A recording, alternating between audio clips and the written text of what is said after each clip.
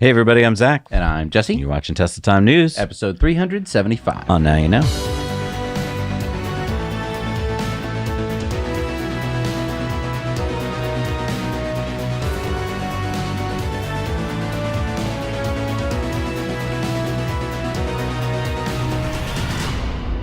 Last week, we spent some time talking about Tesla winning its first U.S. autopilot trial involving a fatal crash, which has been covered across the world. One of the tools we used to get a clear picture was this app and website by our friends at Ground News. We're happy to have them return as today's sponsor. We can't do this show without the help of our sponsors, and Ground News not only helps us financially, but they provide a service that we use every week. Just by typing that headline into the search bar, we pulled up almost 70 articles published on it in the last week alone. On the website, we noticed that nearly 60% are coming from highly factual sources based on a rating combined from 3 independent news monitoring organizations. This tells us that there's less likely to be subjective language in most of the coverage. Scroll down a bit and you get every article published on this story. We noticed Tech Radar mentions the implications of the future of self-driving cars, while most headlines focused on the fatal crash. It's interesting to see the news this way, when a single word or phrase in a headline has the power to shape our understanding of a story. When we looked closer, we noticed that only 10% of the sources were government-owned, with no national coverage. Now, it's interesting to see who isn't covering this and which vested interests and funding can be a factor. We turned to Ground News for a better look at news coverage, and we think you will too. Check it out at ground.news/NYK. You can subscribe for less than $1 a month or take advantage of 40% off their Vantage subscription for unlimited access this month. This is what we use for our analysis, and it's their biggest discount of the year. Looks like you were wrong, Bob. What was I wrong about, Bob? Last week you said the next automaker to adopt NACS, the Tesla charging standard, would probably be Stellantis or VW. I did say that, Bob, because I think that's all that's left, isn't it? Well, you forgot about Lucid Motors, Bob. Oh yeah, I guess I did, Bob, and I'm guessing it's Lucid that added NACS this week? That is correct, Bob. Lucid, like all the rest, have announced that they are going to be adding the NACS plugs to their cars in 2025. And how about until then? Because by my watch, that's still years away. Not to worry, Lucid owners. Lucid says that Lucids with the CCS port will be able to access 15,000 plus Tesla Superchargers in 2025 with an adapter, Bob. But that's still not until 2025, Bob. I know, Bob, it's kind of ridiculous, but I just read the press releases because I'm just a talking head. The CEO of Lucid, Peter Rawlinson, said, "Adopting NACS is an important step to providing our customers with expanded access to reliable and convenient charging solutions for their Lucid vehicles." And Elon summed it up well when he responded, "That must have been a bitter pill to swallow." And he had to take these big pills and drink lots of water. Okay, so now I think all that's left, Bob, is Stellantis and VW. Actually, there's 2 more companies that kinda added NACS this week, Bob. The joint venture between GM and SAIC in China has made a deal with Tesla that will allow all-electric Cadillac and Buicks in China, built on the GM Ultium platform, to access the Tesla Superchargers and destination chargers, starting with 10 Superchargers and 200 destination chargers. Doesn't Tesla have almost 1,900 Supercharger locations and over 2,000 destination chargers in China? Yep, but I guess you gotta start somewhere. Tune in next time to see who's adding NACS this week. I'm Bob. And I'm Bob. So it can be hard to keep up with Tesla's referral discounts and perks. Tesla often changes up the program to entice people to buy their vehicles during certain periods, and last Friday, they did it again. Yeah, Tesla launched a new promotion. If you live in North America and you buy a new Model 3 or Model Y and take delivery before the end of this year, you'll get 6 months of free supercharging. But according to the mobile app, Tesla removed the $250 referral discount. So the buyer will only get the free supercharging perk? And I think if I was in the market for a new Tesla, I'd think about waiting until January 1st, because that's when you should be able to get the US $7,500 federal tax credit taken right off the sticker price, instead of having to wait until that check comes from the government, potentially months after the purchase. So the Tesla workers' strike in Sweden is continuing now into its 3rd week. As we've reported, while Tesla doesn't have any manufacturing in Sweden, it does have service and delivery locations. Tesla has about 130 employees at 9 locations in 7 Swedish cities. So from reports that we're getting from Tesla Owners Club Sweden and the Swedish newspaper Dagens Arbet, it appears that there are picket lines at some Tesla locations, but none at others. Tesla appears to be bringing in unidentified mechanics at some locations to continue servicing Tesla vehicles, but the union, IF Metall, says that hiring what they call strike breakers would be crossing all boundaries. That kind of thing happened in Sweden in the 1920s and 1930s. So we now know that Tesla sat down with IF Metall on November 1st and had constructive talks, but their last meeting on November 6th yielded nothing, according to IF Metall spokesperson Pekka Saikala. He said, "We are clear there will be no agreement." That doesn't sound good. No. Tesla has finally issued a statement, though. They said, "It is unfortunate that IF Metal has taken these measures. Tesla follows Swedish labor market regulations, but like many other companies, has chosen not to enter into a collective agreement. We already offer equivalent or better agreements than those covered by collective bargaining and find no reason to sign any other agreement." The union says that the issue is not really about pay and benefits, but more about working conditions and stability. Yeah, they say that some Tesla employees say that Tesla's timelines for servicing vehicles is too strict, leading Tesla to send out damaged cars and rewarding employees who do incomplete work while punishing those who take the time to completely solve a problem. And now, is this going to lead to other union workers in Sweden striking against Tesla? Yes. So the strike has already extended to Swedish dock workers, as we told you about before. They say they're not going to unload cars at 4 Swedish ports. Tesla had apparently rearranged its deliveries around to different ports, but now the dock workers say that starting on November 17th, they will stop unloading Teslas at those ports as well. And now Fastigets, which is the Swedish building maintenance workers union, says that they will join the strike at Tesla facilities in Hunding, Segeltorp, Omea, and Uplands Vasby on November 17th as well, meaning that those facilities will not be cleaned by union workers. And 17 third-party repair shops are now refusing to work on Tesla vehicles as well. And Elektrikerna, the Swedish electricians union, will also refuse to do electrical work at Tesla's workshops and charging stations starting on November 15th. And Swedish mail delivery workers will stop delivering packages and mail to Tesla facilities starting on November 20th. Crap, it sounds like Tesla is going to have to do something. Yeah, we're going to talk more about our firsthand experiences in Sweden on Patreon bonus stories this week because we've been there a couple times and have met Swedish Tesla service employees. So if you want to hear more, join us on Patreon for as little as $1 a month and support the independent reporting that we do every week. So we're excited to be working with Climate Exchange and promoting their EV raffle back for the 8th year. They have a few huge improvements this year. First, Climate Exchange is holding a bonus drawing for early ticket buyers. Yeah, so anyone who purchases a ticket by November 18th will be entered into their $10,000 early bird drawing. You will also still be entered into the grand prize drawing, which takes place on February 29th, 2024. So even if you don't win the grand prize, Climate Exchange has cash prizes for 2nd through 5th place. And since they're only selling 5,000 tickets, your odds of winning a prize are actually pretty good. In the past, Climate Exchange has raffled off fully customized Tesla and Rivian vehicles, but with all new exciting luxury EVs hitting the market, they decided to expand their grand prize options. So this year's grand prize winner can choose any EV on the market. Mercedes-Benz, BMW, Lucid, Polestar, fully customized to their specifications. Climate Exchange will walk the grand prize winner through the process of designing and buying the car of their choice, worth up to $112,835, which is the price of a fully loaded Tesla Model X Plaid. Now, let us know what you would choose if you win by leaving a comment down below. I think it's the Plaid. Climate Exchange is also providing $5,000 in charging support to the winner to help install a home charger or to use on the road. And they will also pay for all the taxes, so this could save you tens of thousands of dollars. Think about it. Awesome prizes, and you're supporting Climate Exchange, which is a nonprofit that's doing really important work. Their goal is to help states transition to a zero-emissions economy, and they believe that EVs play a key role in reducing transportation pollution. The raffle not only funds their work, but it also helps by putting one more electric vehicle on the road. Don't forget to purchase tickets for this year's raffle, and if you do by November 18th, you have a shot at an extra $10,000. You can buy tickets at carbonraffle.org. Act quickly, though. There's just a few days left. So Tesla Europe posted, our Powerwall fleet in Europe just surpassed 1 gigawatt hour. This is enough stored energy to power an average of 41,000 homes for 12 hours. That's actually a pretty big milestone. 1 gigawatt hours of Powerwalls in Europe. I mean, that's about 74,000 Powerwalls. Yeah, because Powerwalls don't currently, no pun intended, offer 3-phase power, which is kind of important on the European electrical grid. That is a big deal.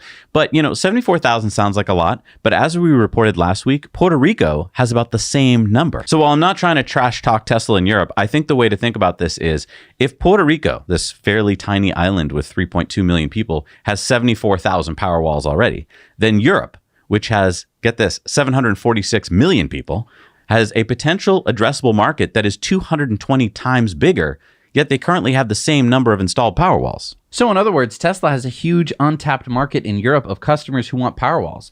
And hopefully Powerwall 3, which just came out, will enable 3-phase, which could be the key to unlocking their adoption in Europe. Yeah.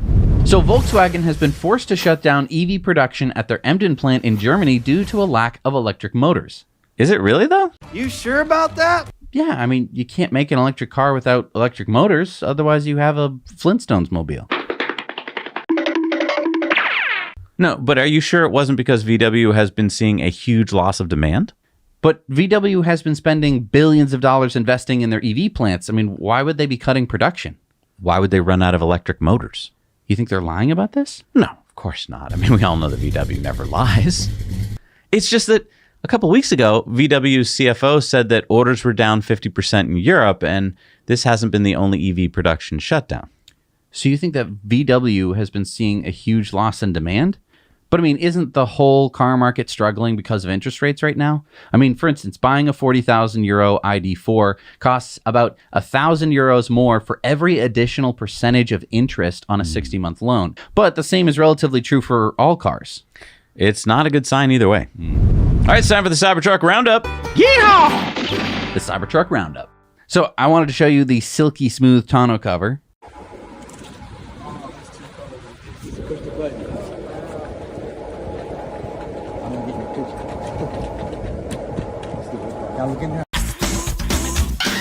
Oh, none of that Rivian.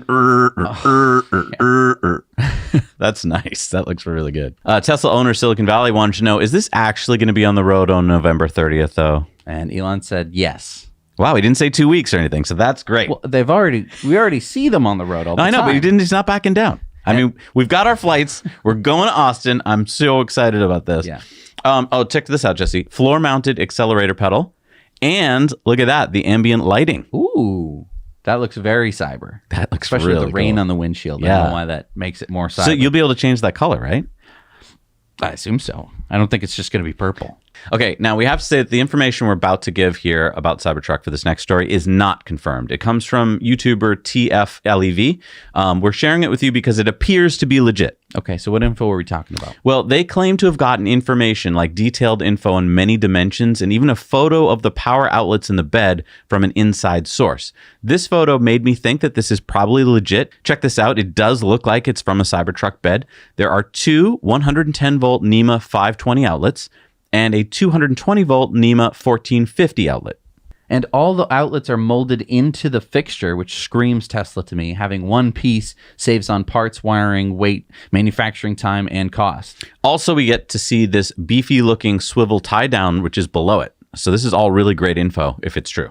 And if this is true about the NEMA 1450, and if it can provide 50 amps, which is what plugs like this can provide, then that's more powerful than either our Rivian R1T with only 110 volts, 15 amp circuits, and no 220 volt circuits at all, and our Ford F-150 Lightning, which has the L1430 220 volt outlet, which only provides 30 amps of power versus what appears to be 50 amps coming from Tesla. But again, this hasn't been confirmed.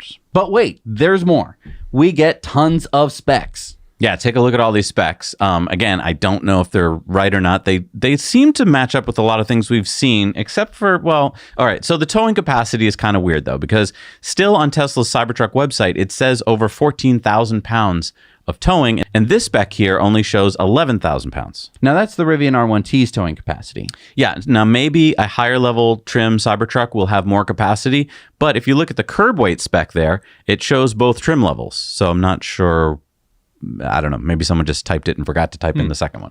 Now, the length of the Cybertruck will put it about 6 inches longer than the Rivian R1T, but a few inches shorter than the F-150 Lightning. Yeah, and I was excited if this is truly the bed length. 72.8 inches makes it over 6-foot bed with the tailgate up, and 51 inches wide means that you got 3 inches of clearance when you put like a sheetrock in there. Nice. Small frunk volume, though, only 7 cubic feet. If you look at the Rivian, it has 11.6 cubic feet, and the Ford has 14.1 cubic feet, so... So, I mean, the Ford's frunk is twice the size. And, I mean, one of the things that kind of disappointed me was that, according to this, there's no outlets in the frunk of the Cybertruck. It's a really nice feature on the Ford, I have to say. I'm wondering, though, if the Cybertruck, they were going for it being a bench. Oh, like this guy sitting on it near Baja? Yeah, and I mean, like, you know, you have the hood up over you, so it's like a little roof, and you get to kind of sit. So it's like, can't we do that in the Ford? Well, you don't have. Oh, you can. I don't know. Is it high enough? I often almost whack my head on the Ford because it has this little corner on each side that comes down. It's really dangerous. And I feel like the Cybertruck has it too, but I think that's because it's shorter. Exactly. And so it can go higher without like hitting ceilings and stuff like that. And it just looks like a nice, comfy little seat. And maybe that's why they didn't put the plugs in the front. Maybe. Then this photo of the twin motors that you can supposedly get at when you remove a hatch in the bed of the Cybertruck. This is looking down on what you'd see if you open that hatch.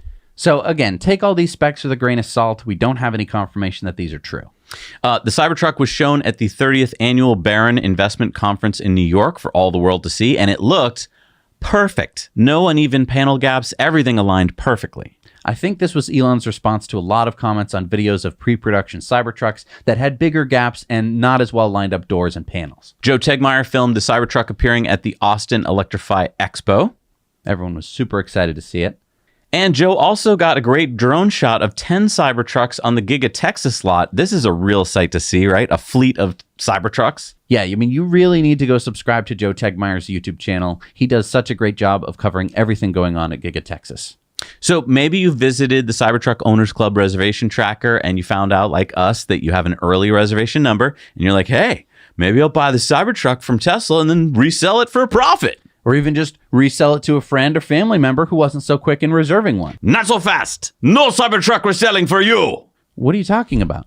Tesla has added this for Cybertruck only clause to their Tesla Motor Vehicle Purchase Agreement. Yeah, give Tesla responsible time to purchase a vehicle, injunctive relief, prevent transfer, $50,000. Okay, what is this saying? All right, so the gist of it is that you cannot resell your Cybertruck in the first year without first giving Tesla the option to buy it back from you. If you resell it without telling Tesla, Tesla can prevent the transfer and demand liquidated damages of up to $50,000, and Tesla may refuse to sell you any future vehicles. Wow. I mean, I get it. Tesla doesn't want a big, black market of Cybertrucks with super inflated prices. Yeah, I mean, we saw people paying tens of $1,000s more for Rivian R1Ts when they started production because supply was so limited. How much for the gun? Not for sale. I can only imagine how badly some people are going to want the Cybertruck when they see it in real life. Okay, how much for the arms? I wonder how long Tesla will keep this clause in effect. My guess is like for the first year or so until production scales into the 5,000 per month range. But what do you think? Share your thoughts below. And yeah, if you want to find out what your place is in line, go to our friends at the Cybertruck Owners Club. They help sponsor the show. They have the best community for everything Cybertruck. I know a lot of people have joined recently because they're getting super excited now. It's no longer just a dream. It's actually coming true. It's so cool to see EV sales increasing like crazy. Yeah, as we reported last week, EV sales in California so far this year are like 22% of the market. And when you buy an EV, most times you're going to want an EV charger to go with it, so you can charge at home or at the office. We just reviewed the MUSTARTPOWER EV Charger over on our sister channel. Now let's review.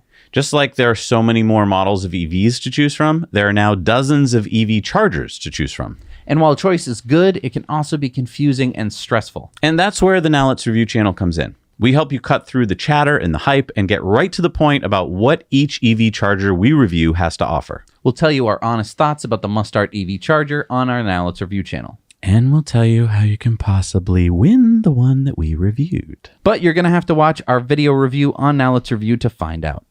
Yeah, I mean, what's great is that the prices of EV chargers is dropping, but also the quality can sometimes drop when the prices drop. So you have to look really closely at the build quality and the design quality, and that's what we're pretty good at now since we've reviewed so many of them. At the first Polestar day in Los Angeles last week, Polestar revealed the Polestar 5, which is their all-electric sedan for the first time without the camouflage on it. So I remember the original Polestar concept. It had those suicide doors with no B-pillar and sleek camera side mirrors.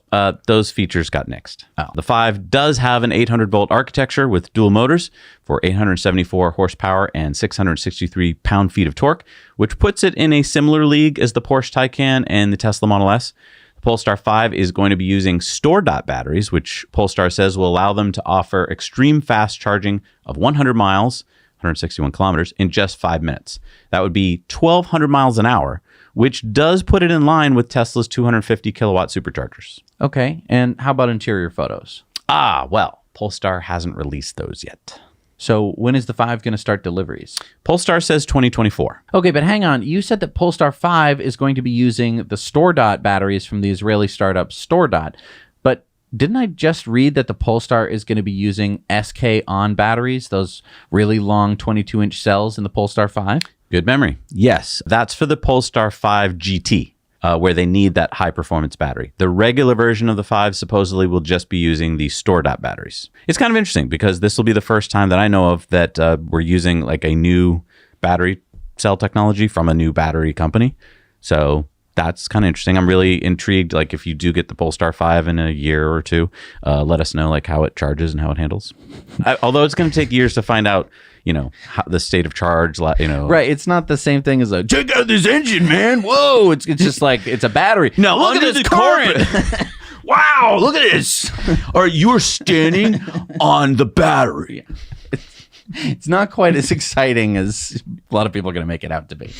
Can I see your fuses? Whoa, look at those.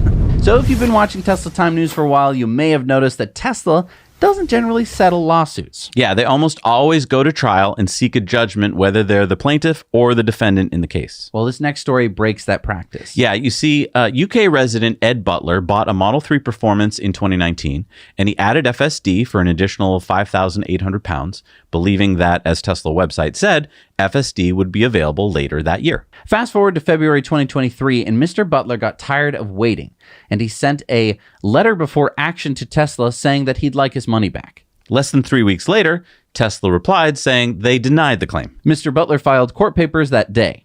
So Mr. Butler says that after some back and forth, Tesla essentially admitted their guilt in a defense filing, but did not want to settle. And Tesla tried unsuccessfully to move the case to small claims court. The scheduled hearing date was set for November 17th, and so Tesla offered to settle if they could add a non-advice clause and a confidentiality clause. Now, the reason we're able to report on this is because Mr. Butler stuck to his guns, and he said he wouldn't sign the settlement unless Tesla removed those clauses, which eventually they did. And he shared a lot of his case documents.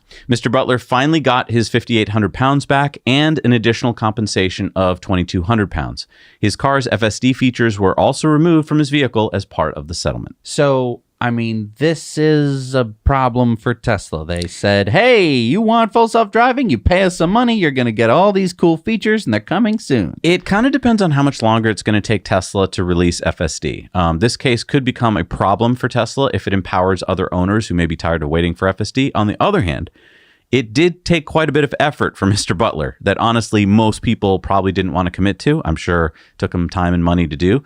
So what do you think? Was this settlement a big deal, or is it going to be not a big deal if FSD comes out soon? Well, I mean, I think it's a big deal because we were actually able to learn like what the settlement was. Normally it's like They settled out of court and we don't get to hear anything about it. because there usually are those, non-advice and confidentiality clauses in it, which basically means that nobody can say anything about it. Right. In this case, you're seeing that basically he made a cool £2,200, which I mean, do maybe you think that covered his legal costs? Well, I mean, if he had invested that in Tesla stock, it's a loss. So Right, I don't know. I don't know. Now, I don't know why I'm so excited about Tesla's diner/drive-in/supercharger location being built in West Hollywood. I mean, we're on the East Coast, and this diner is on the West Coast, which is over 3,000 miles away. So it's not like I'm going to be able to drop in for a milkshake and a movie very often. Yeah, but I think both of us are excited about the fun aspect, the community aspect, the positive vibes created by having a 24-hour diner with 32 superchargers. You want a cup of Java juice?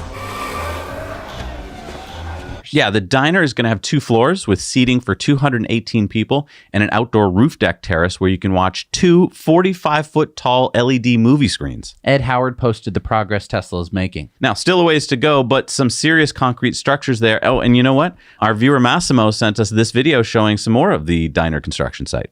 Hey, Zach and Jesse. I'm here in Santa Monica Boulevard, the location where that Tesla diner is going to be.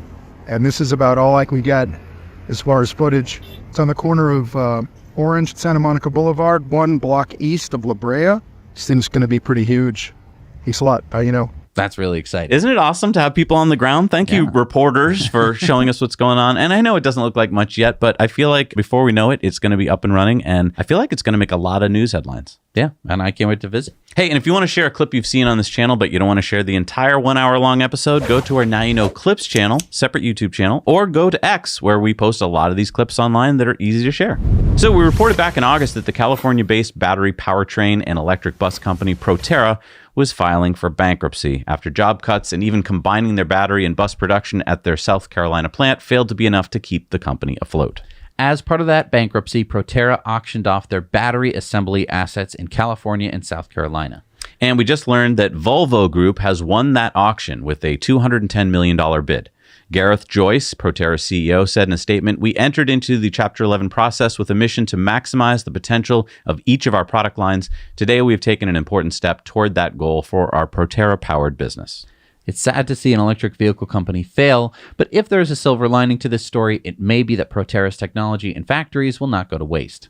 Yeah, Volvo, which is owned by China's Zhejiang Geely Holding Group, should be able to put them to good use.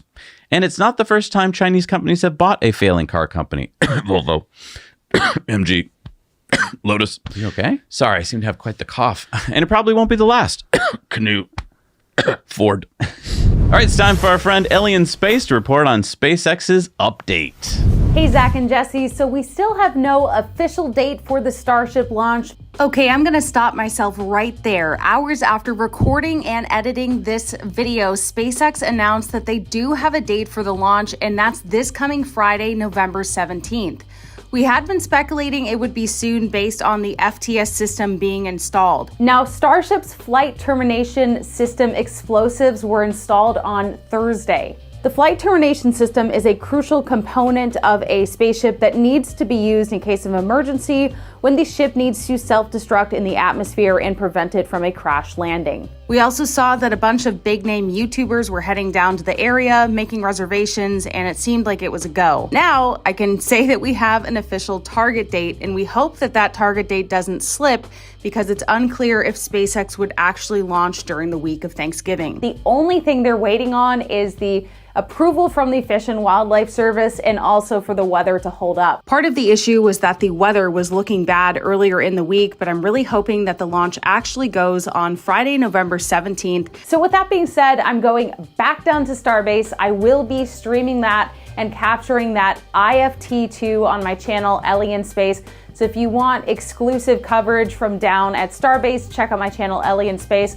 One more thing to note for this SpaceX report. Last week, a crew access arm was lifted into place at Space Launch Complex 40 at Cape Canaveral. This as SpaceX is racing to ready the pad for the first Crew Dragon launch with astronauts as soon as January. SpaceX currently only has one launch pad from which it can launch astronauts as well as cargo missions to the ISS, and that's Launch Complex 39A. Over the course of 2023, SpaceX has been working to change that with the construction of a new crew and cargo access tower at its second Florida launch pad. So there's a lot of SpaceX activity in Texas and in Florida, and we just can't wait until the second Starship launch. Thanks, guys.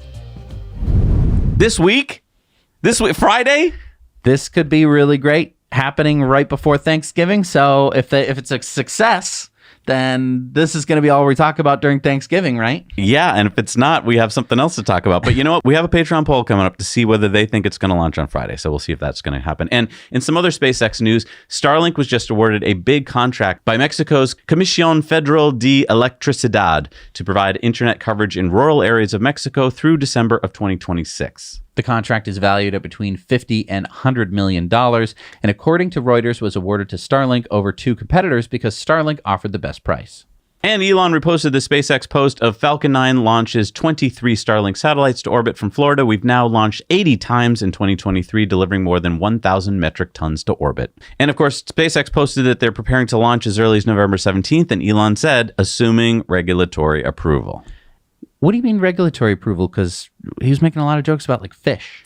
Right. So Elon was on the Lex Friedman podcast last week for the fourth time. And during that 2+ hour podcast, Elon revealed something interesting about this ridiculous delay that the U.S. Fish and Wildlife Service has imposed on the second test launch of SpaceX's Starship at Starbase in Boca Chica, Texas. Check this out.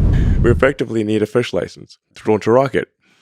And I'm like, wait a second, how did the fish come into this picture?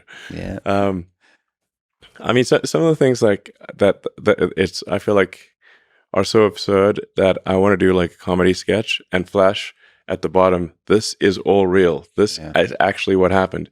One of the things that was a bit of a challenge at one point is that they were worried about a rocket hitting a shark. And the ocean is very big. And how often do you see sharks? Not that often. As a percentage of ocean surface area, sharks basically are zero. And so then we said, well, how will we calculate the probability of telling a shark? And then they're like, well, we can't give you that information because they're worried about shark fin hunters going and hunting sharks. And I said, well, how are we supposed to? We're on the horns of a dilemma then.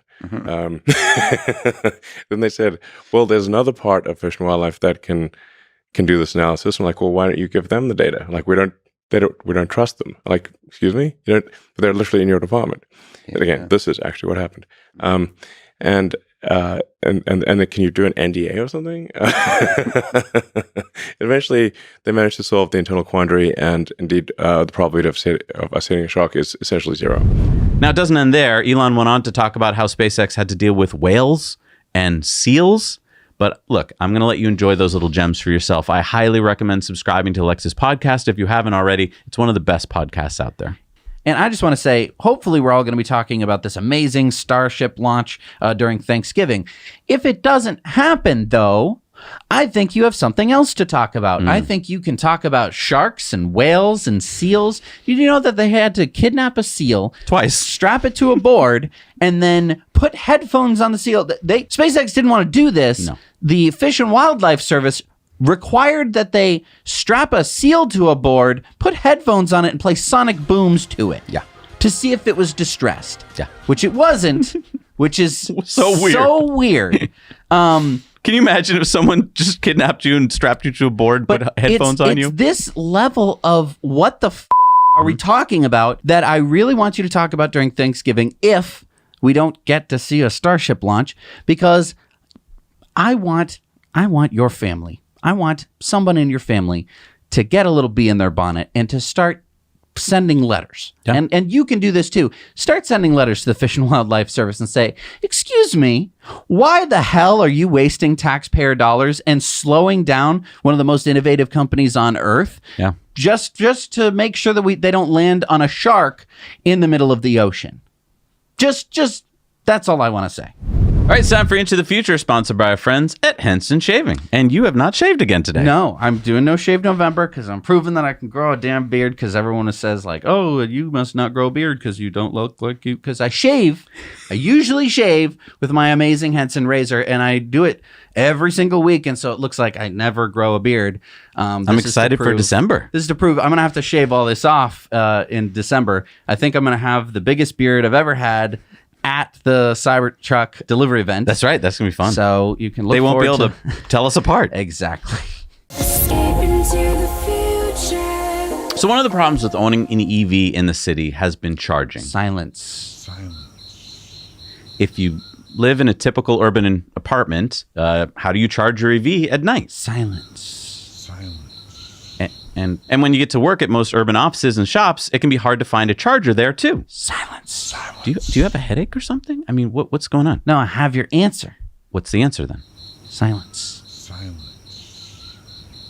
I'm waiting. What's the answer? The answer could be silence. So I'm supposed to get into like some Zen state and the answer will come to me? Okay. Has it come to you yet? Yeah.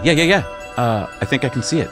It's like a tiny car with a removable battery that rolls? Yes, you see it now. The Silence S04 nano car.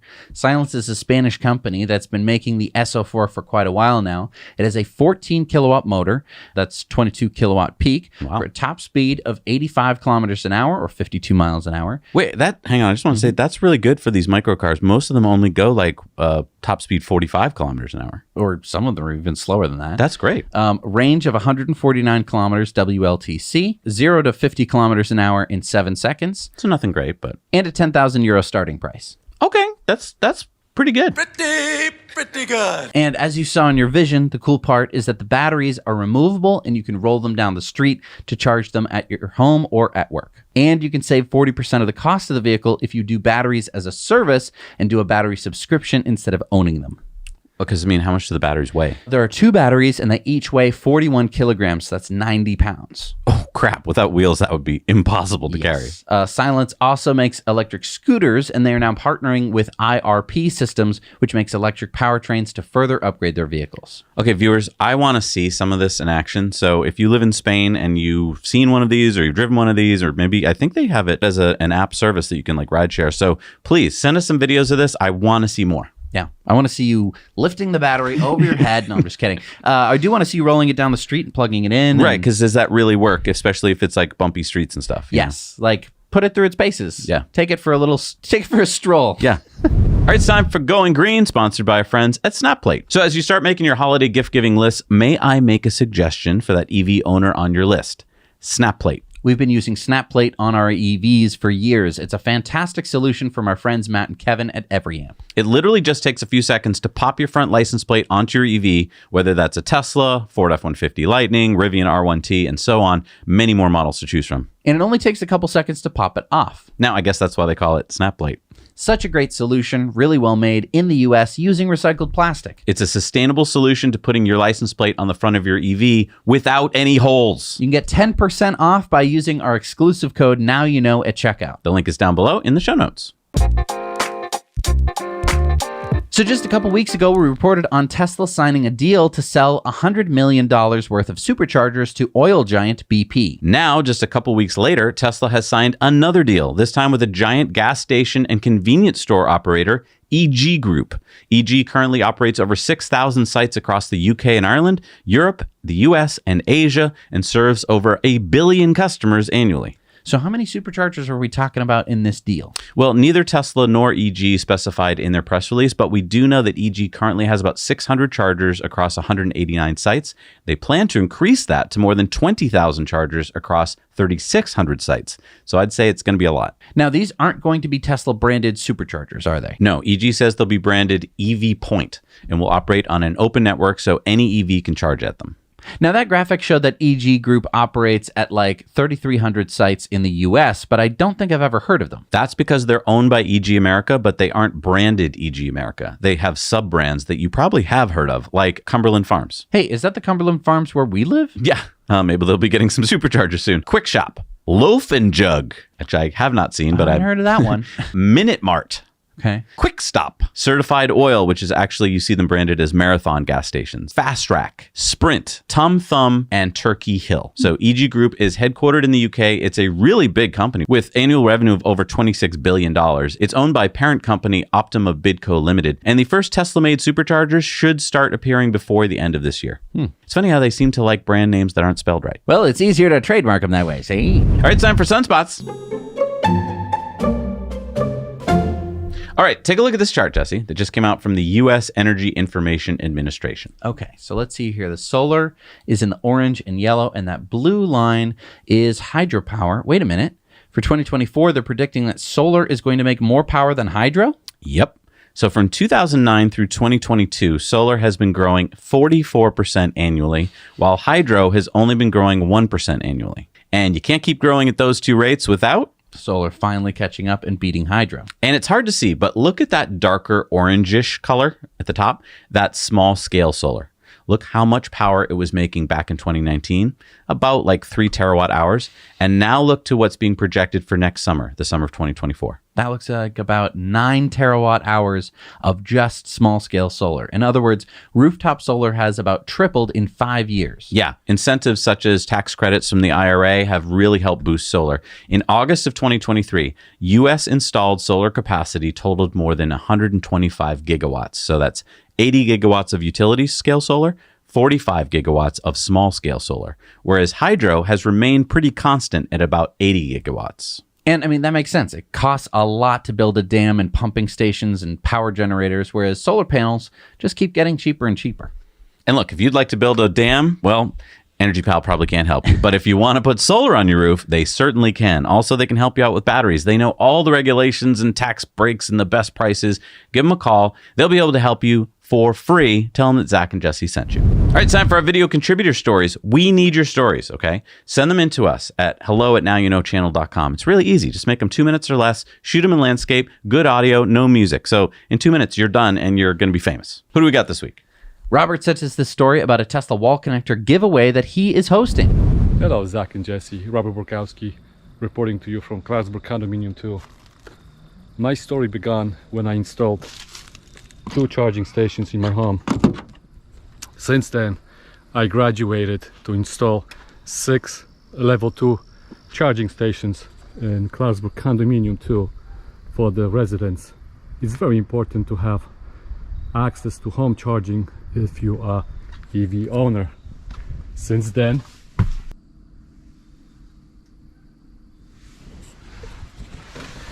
I created a platform to give away 1,000 Tesla wall connectors to new Tesla owners.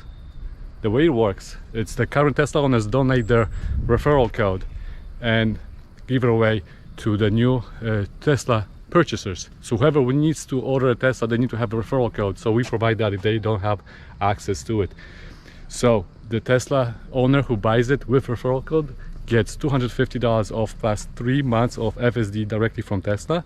And the person who gave them the referral code gets 10,000 Tesla credits. What they do then? They use 9,000 credits and they are ordering a wall connector, which then they donate it to the new Tesla owner. It's very simple process. Just go to our website 1000in100days.com, request a referral, place an order, pick up your car, and then wait for your new wall connector donation. We also need Tesla owners to donate their referral codes so we can actually accommodate all of those requests. Where comes the name of the 1100 days? On September 23rd, the National Drive Electric Week in Poolesville, Maryland kicked off, and that marked 100 days to the end of the year. So our challenge is in 100 days till the end of the 2023 to give away 1,000 chargers. Help us out, get the word out, and let's get those chargers out to the new owners. Now you know. Wow, so we don't have much time left in the year. So go over to his website, help him out. Now, things have changed on the referral code site, right? You don't get the $250 anymore, I don't think, but you can still give him your points. Let's help make this happen. This is so great. I love this community. Nice. 1,000 Tesla wall chargers. All right, it's time for our Patreon bonus stories. We've got so many stories this week. You get all of this extra content for just as little as $1 a month. You help support the work that we do, and you get more stuff to watch. It's really, really cool. Head on over to patreon.com/nowyouknow. We'll see you there.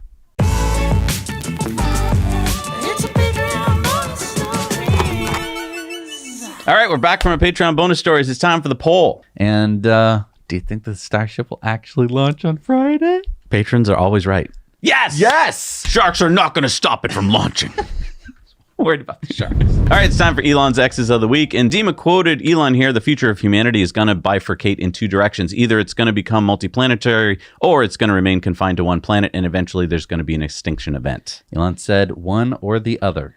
Oh, look at him walking along with X there. Nice. Elon said, X AI developer tool for improving and understanding large AI models. And this is the prompt IDE. So now developers can start using Grok, which is going to be cool. Oh, wow.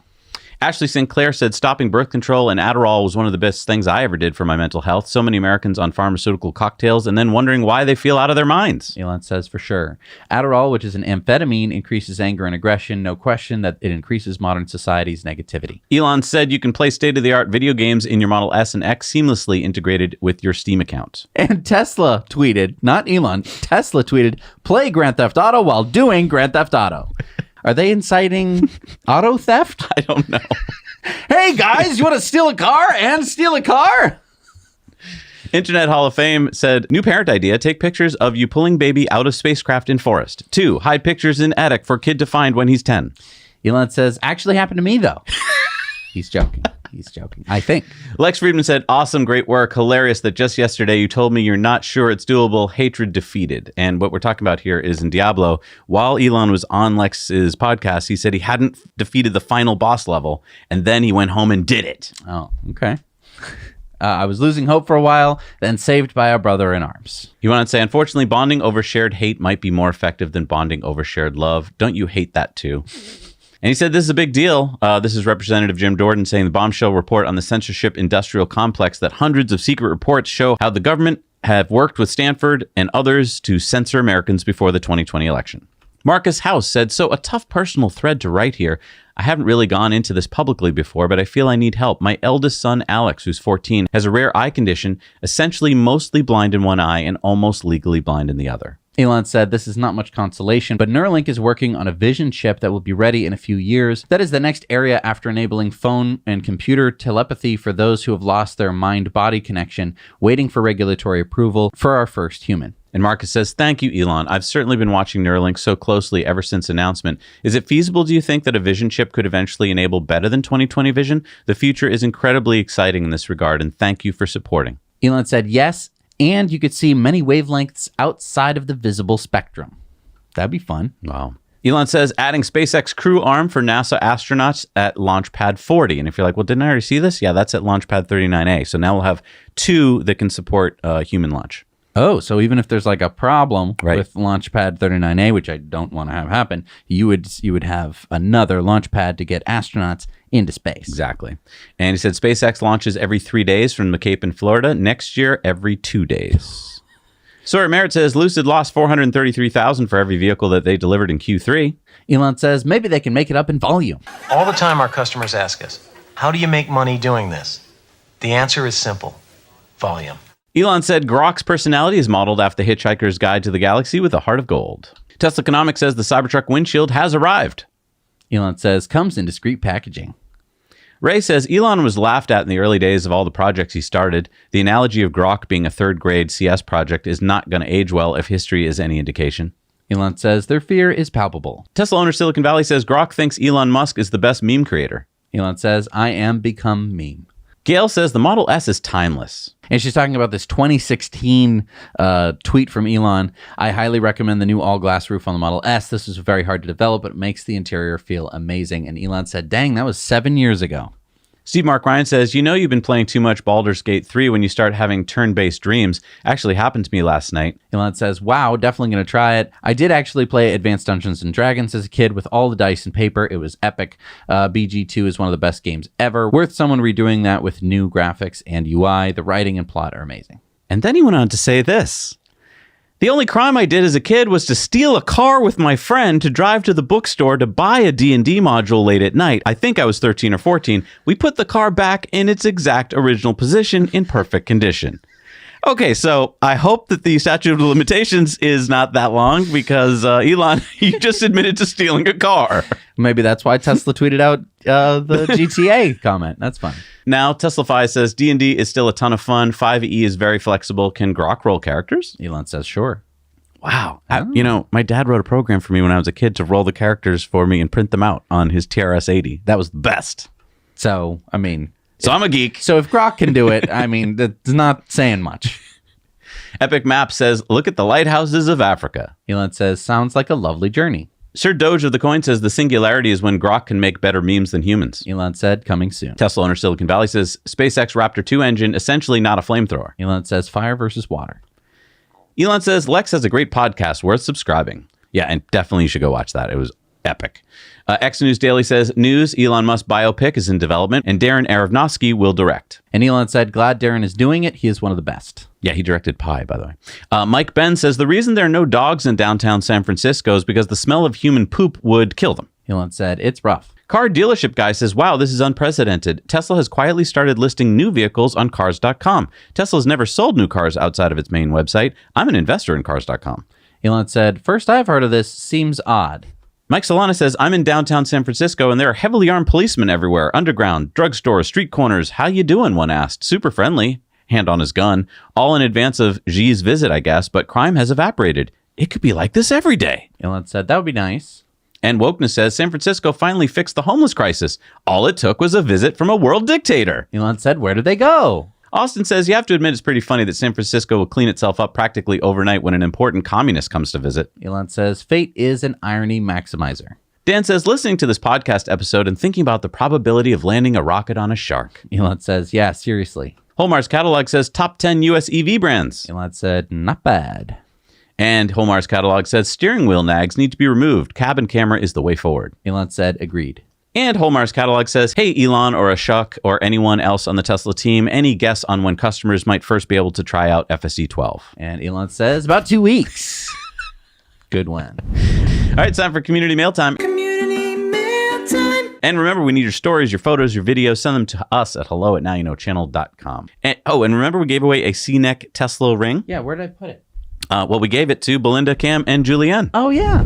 Hey, Zach and Jesse. It's Belinda. And Kaden. And Julian. We just really wanted to thank you and the viewers for choosing us to be the contest winners. Thank you. I got the ring today, and it works great, and I can't wait to use it up in New York. And especially while I'm up there, wait to see that Cybertruck episode. We love watching your videos as a family every week as it comes out. And now you know. Oh, that's great. Isn't that great? Nice. They got to use it. That's awesome. Jacob spotted 2 EV Hummers in one day, one in a parking lot in Farmingdale, New York, and the second was caught on Jacob's dash cam in Ronkonkoma, New York. Sean sent us this picture of some Gen 4 Superchargers going online in Sparks, Nevada. And then Sean saw this Cybertruck charging at the Gen 4 Supercharger in Sparks, Nevada later that week. Nice. Chris cited the Cybertruck driving through the Bay Area in California. Ron sent us this picture of a Tesla Model Y being used as a freebie rideshare in Palmetto Bay, Florida. Chris spotted this van with a Starlink setup driving around California. Nice. Renee saw these Teslas and a Ford Mach-E parked in Hanover, Germany. Tim found this new Tesla Roadster Hot Wheels for sale at the Costco in Issaquah, Washington. Didn't we just get one on ours? Where's ours? What? Don't we have one? This is not the same. It's not? This is much smaller. Oh, that's a big one? This is Patreon bonus story, by the way, folks. Don't worry. We'll get to it later. We get to play with cars. Yeah. Tariq caught this all-electric bus in Los Angeles near Hollywood. And Tariq also spotted these unreleased Faraday Futures being tested at Willow Springs Racetrack. Joel saw these Rivian trucks in South Beloit, Wisconsin. Ed sent us a picture of these Teslas on a delivery truck in Palm Springs, California. Kenny saw this row of white Teslas on the I-5 in California. That's awesome. And Lewis saw this blue wrapped Model 3 with the license plate Fuel LOL in Toronto, Canada. Nice. Thank you, guys. I love this part of the show. All right, it's time for EV Tips of the Week, and let's see who we got. Oh, we got Joel. Yes. So Joel tested out what Somi had done a couple weeks ago. He was going camping in his Model Y. He wanted to see how you're supposed to lock it. You lock it on the screen. So you're in your car, you're in camping mode, you're ready for bed or whatever. You hit the lock icon on the screen, not on your app. Okay. So because you're in your car, you click your car. I see. When you go walk to the grocery store, you do your phone, so that way when you walk back, the car unlocks. Oh, because if you did it on your phone, it would unlock the car thinking that you've come back. Right. It would basically be unlocked the whole time because your phone's in the car. Because again, when you're on your phone, you are away from the car. Gotcha. Right? You're going away, and then you come back, and you want it to unlock. You don't want it to be locked. That would be annoying. So you're in the car, you hit lock. You know what we need? We need those little buttons on the door that go up and down to show us what's going on. 1950s. Yeah. All right, time for Supercharger reviews. That's where you guys get to go show us what's going on in the world of Superchargers. This is a 12-stall Supercharger in Bouchard, Quebec, Canada. It's in the basement parking of a shopping mall. It's located close to the steps to go up to the shopping mall. We give this an 8 out of 10. Hi, Zach and Jesse. This is Rich at the Lake Delton Supercharger. There are 12 Superchargers here at 250 kilowatts. In Wisconsin, there is quite a bit around here. There's Culver's right behind me. There is Starbucks, Rosita's Pizza, Smoke Shop, Beef Jerky Experience, Noodles and Company. There's a Denny's off to that side. Famous Dave's Barbecue. There are a few places to stay, Wingate and off to that side, and Ramada over there. and it's quite a bit more off to that direction. There's McDonald's and a few other places to stay. Overall, this is a pretty nice Supercharger. It is brand new, just went in this week. There is the lighted tops on the Superchargers, so they're pretty easy to find at night. Right now, it's a little overcast, but pretty nice. I would give this one a 9 out of 10. Back to you. Hey, Jesse and Zach, this is Ken. I'm at the Bloomington, Indiana Supercharger next to the Fresh Time grocery store on West 3rd Street. It's about 2 blocks off of I-69. It's a 250 kilowatt supercharger. It is the only supercharger on I-69 between Indianapolis and Evansville, so it's a great location for charging up. Near the charger here, there's a couple of fast food restaurants, Taco Bell, KFC, and normal stuff. There's a car wash if you're into it. The grocery store, produce is good if you're into organic stuff. Otherwise, it's pretty desolate and barren around here. In fact, one of the superchargers, I don't know if you can notice it, but one of the superchargers is kind of knocked out of place. But otherwise, it's a good location, easy access, easy on and off. And as I said, it's the only supercharger on I-69 between Indianapolis and pretty much the Kentucky state line. So overall, I'd give this about a 7.5 out of 10. And now you know. Hello world, this is Holger from Austria again. I'm here in Italy at Palma Nova Supercharger. This supercharger has 8 V2 stalls and 8 V3 stalls with preparations for 4 more. It is on the highway from Trieste to Venezia, and it's located at an outlet center with a lot of stores and some restaurants, and there's also a toilet. So I rate this a 7 out of 10. Now you know. Thank you so much for doing Supercharger reviews. If you want to see a map on our website with all the Supercharger reviews on it, you can see it, and you can also upload your own reviews. It's pretty cool. Hasn't broken yet. Pretty amazed. No, you just jinxed it. It's been working for years. Go check it out while it still works. All right, what do we got for new Superchargers, Jesse? We got the 16 stall in Luling, Texas. We got number 45 in Arizona, the 16 stall in Phoenix. Number 40 in Nevada is the 20 stall in Las Vegas at West Craig Road. We got the 2 stall 120 kilowatt in Changzhou, China. The 19 stall at Gigafactory Berlin, Brandenburg, Germany. Yeah. Hell yeah. Number 52 in Washington is the 12 stall in George, Washington. 16 stall in East Point at North Commerce Drive, Georgia. The 16 stall in Norcross, Georgia. Number 5 in Slovenia is the 8 stall in Krško, Slovenia. Number 35 in Michigan is the 12 stall in Jackson, Michigan. The 8 stall in Grimsby at South Service Road, Ontario. Number 62 in Spain is the 12 stall in Castellón, Spain. Number 20 in Belgium is the 16 stall in Mons, Belgium. Number 74 in Pennsylvania is the 16 stall in Pittsburgh at Freeport Road. The 16 stall in Lawrenceville, Georgia. The 12 stall in Munchen-Sendling, Germany. Number 87 in Taiwan is the 6 stall in Hsinchu, Taiwan. Number 70 in Hong Kong is the 3 stall in Vwalk, Hong Kong. Number 53 in Maryland is the 16 stall at Port Deposit. Number 31 in South Carolina is the 12 stall in Columbia at Forest Drive, South Carolina. The 20 stall in Bayreuth Nord, Germany. Number 185 in Germany is the 8 stall in Altdorf, Germany. Number 201 in Canada is the 8 stall in Calgary at 130 Ave Southeast, Alberta, Canada. Number 122 in the UK is the 16 stall in Pease Pottage, UK. The 4 stall 120 kilowatt in Haifei, China. The 4 stall 120 kilowatt in Shuzhen, China. Number 1892 in China is the 6 stall at Shaoxing, China. Number 16 in Delaware is the 16 stall in Newcastle. Number 96 in Japan is the 6 stall in Tokyo at Adichie Sakibara, Japan. Number 52 in Georgia is the 16 stall in Marietta. Number 40 in Colorado is the 8 stall in Almosa, Colorado. Number 39 in Ohio is the 12 stall in Shaker Heights. Number 68 in Virginia is the 8 stall at Stony Creek, Virginia. Number 55 in Illinois is the 8 stall in Pontiac, Illinois. Number 142 in Texas, 2,045 in the USA, and 5,751 in the world is the 15 stall in Humble, Texas. Nice. And you know, speaking of Texas, there's a little event. I can't remember what it's about. It's something to do with a truck. We're going to be there, though. I remember that part. And it's going to be an after party. I think there's like a before party and an after party. We're going to be hosting it, the Cybertruck after party. We would love to see you guys there. I don't know if it's full yet, if the reservation's full. I think we have a link down below where you can register if it's not already full. But we're also going to be live streaming it, so you don't have to come all the way to Texas to join us. We're going to be live streaming it on our channel. We're hopefully going to be talking to a lot of other fun YouTubers while we're there, and lots of other people. There might be a Cybertruck there. We might get to go, in it. I don't know if you get to go in the Cybertruck. I don't think so. Because don't know how that works. It's going to be pretty crazy. Yeah. We don't know all the details yet. No. We're just the hosts. You know what I mean? We're just the guys talking. But we're just the talking heads. Right.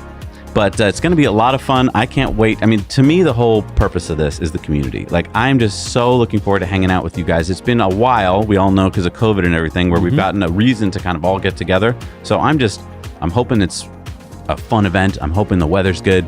I'm just super excited to see everybody, whether it's digitally, whether you call in or something, or whether we see you there. Because, we're going to be live streaming for hours and hours, having so much fun, talking to so many people, learning so much about the Cybertruck, hopefully. And it was really fun when we did like our gig at Texas. We were able to live stream that. Of course, we were here, which isn't as cool. Now we're going to be at a bar in Austin. And our same buddy Noah from Corporate Streams is going to be doing all of the behind-the-scenes stuff, which is amazing. So it should be just a wonderful event. I cannot wait. It's coming up any day now, November 30th. So mark that on your calendar. Maybe make it a sick day. You know what I mean? And let's just enjoy it. And I want to thank our Patreon patrons for making this show possible. I know we missed them scrolling past here already, but thank you so much for supporting us. The show doesn't happen without you. We'll see you guys next time. Now you know.